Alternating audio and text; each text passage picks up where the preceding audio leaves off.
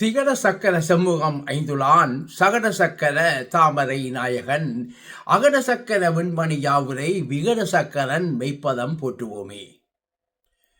நவக்கிரங்களின் தந்தையான பிள்ளையாரை வணங்கியும் குலதெய்வமான அகிலாண்ட நாயகி வராகி அம்மனின் அருளோடும் நிகழ்ச்சிக்குள் போவோம்.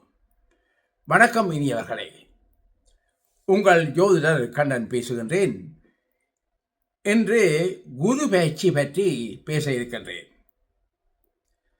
அன்பர்களே, கோசார குரு பகவான் எதிர்வரும் 2/6/2026 முதல் 26/6/2027 வரை தனது சொந்த நட்சத்திரமான புனர்பூசம் 4ஆம் பாதத்தில் கடக ராசியில் பயணிக்கின்றார்.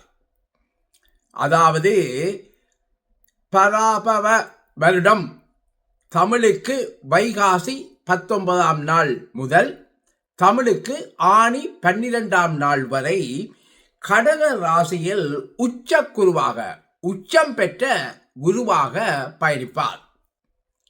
அதன் பின்னர் 27/6/2027 மகம் 1ஆம் பாதத்தில் பிலவங்க வருடம் தமிழுக்கு ஆனி 13இல் சிம்ம ராசியில் பயணிப்பார் என்பது இங்கே குறிப்பிடத்தக்கதாகும். மகர ராசி அன்பர்களே, உங்கள் மகர ராசிக்கு 3ஆம் இடமான தைரிய வீரிய முயற்சி ஸ்தானத்துக்கும் 12ஆம் இடமான விரயஸ்தானத்துக்கும் அதிபதியாகவும் வருகின்ற குரு பகவான் உங்களது ராசிக்கு 7இல், அதாவது கலஸ்திர ஸ்தானத்தில் கடக ராசியில் தனது நட்பு வீட்டில் உச்சம் பெற்று நேர்கதியில் பயணிக்கின்றார். மேலும் 7ஆம் வீடு என்பது ஜாதகருடைய திருமண வாழ்க்கை துணை, உடலின் சமநிலை, எதையும் பகிர்ந்து கொள்ளும் தன்மை, பொதுஜன தொடர்பு, சமூக அங்கீகாரம் மற்றும் வியாபாரம் போன்ற சகலதையும் குறிக்கின்ற இடமாகும். அன்பர்களே, மேலும் உங்கள் மகர ராசிக்கு 3/12ஆம் அதிபதியாகிய குரு பகவான் மகர ராசிக்கு நட்பு கிரகம் கிடையாது, அவர் ஒரு பாவியாவர்.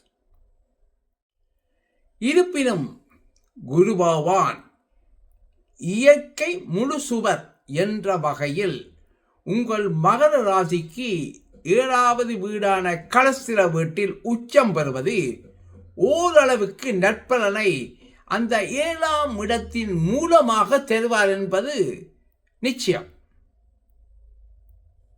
அந்த வகையில் திருமணமான தம்பதியினரை பொறுத்தவரையில் கணவனால் மனைவிக்கும், மனைவியினால் கணவனுக்கும் பரஸ்பரம் அன்பும் பாசமும் உதவியும் ஒத்தாசையும் தாம்பத்திய ஒற்றுமையும் மேலோங்கும்.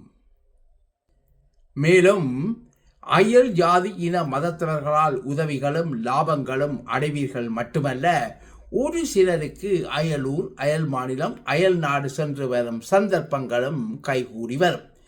அத்துடன் வெளிவிவகாரம் சம்பந்தமான உங்களது செயல்பாடுகள் வெற்றியை தரும்.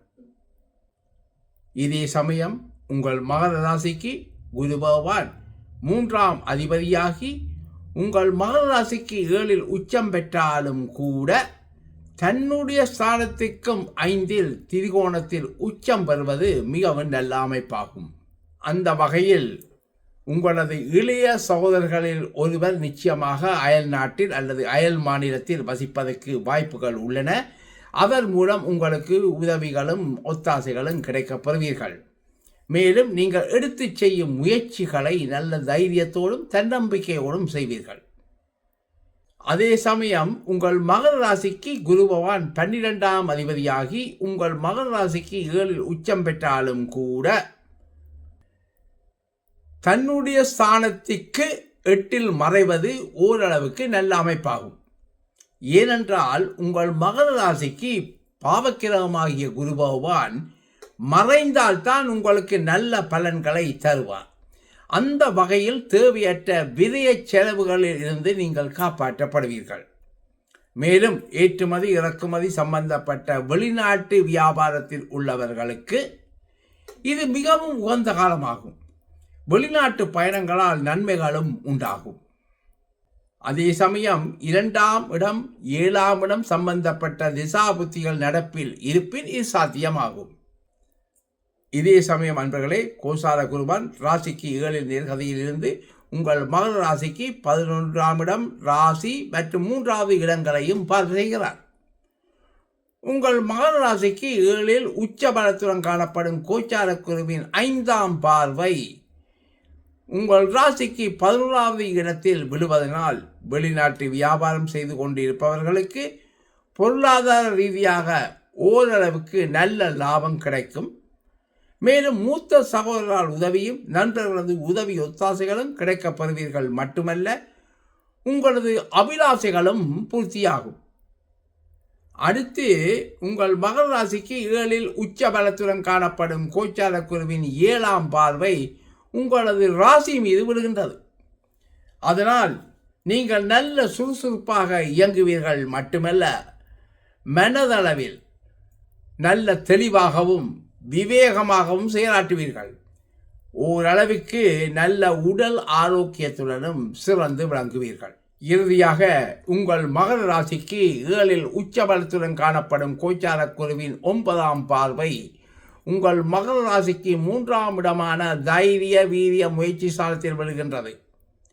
அதனால் இக்காலம் நீங்கள் எடுத்து செய்யும் முயற்சிகளை நல்ல தைரியத்தோடும் தன்னம்பிக்கையோடும் செய்வீர்கள். மேலும் இளைய சகோதர உதவியும் கிடைக்கும். முக்கியமாக communication, media, writing, publishing, printing, courier service போன்ற துறைகளில் வேலை தொழில் செய்வோர்களுக்கு இது நல்ல பலனை தருகின்ற அமைப்பாகும். அதே சமயம் உங்கள் சுய ஜாதகத்தில் 2ஆம் இடம் 6ஆம் இடம் 10ஆம் இடம் சம்பந்தப்பட்ட திசாபுத்திகள் நடப்பில் இருப்பின் இது சாத்தியமாகும்.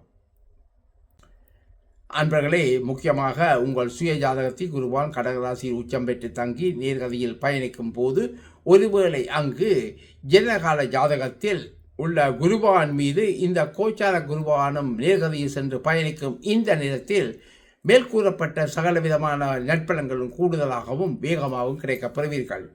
சரிநீர்களை மகர ராசிக்கான கோச்சார குருவின் பொது பலன்கள் கேட்டீர்கள். மீண்டும் சந்திக்கும் வரை அன்பு வணக்கம் கூறி விடைபெறுவது நியூசிலாந்திலிருந்து உங்கள் ஆஸ்ட்ரோ கண்ணன். வணக்கம் நேயர்களே.